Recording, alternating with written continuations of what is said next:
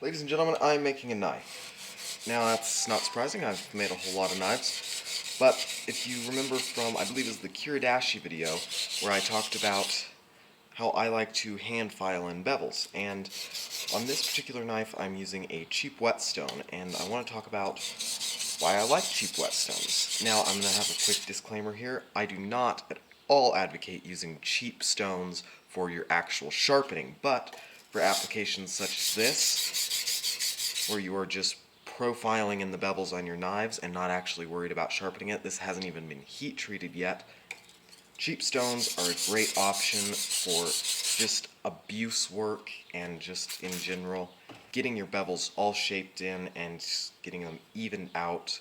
You can see right here there's a little low spot, so I can just take that portion there, just work that down.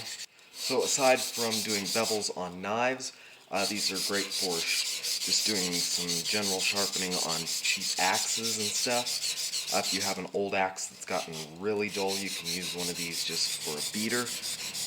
Yeah, using these as beaters is a great thing because you can just tear these things up, put dents in them and stuff, and not have to feel bad about it. You know, I would never use my good stones like I'm using this one right now. I'm just being pretty careless with it. But that's okay because this thing only cost me about 10 bucks. It's really cheap stone and it'll get the job done for just profiling bevels. So another note I'll make on stones and sharpening is, aside from what abrasives you use, which is very important, it's also more the steel you use in your knives.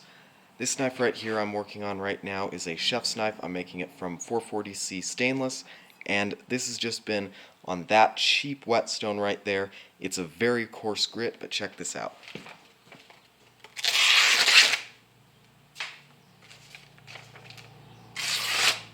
So as you can see, even though this has only been taken to the rough stone and is not even fully profiled yet, it is still already extremely sharp.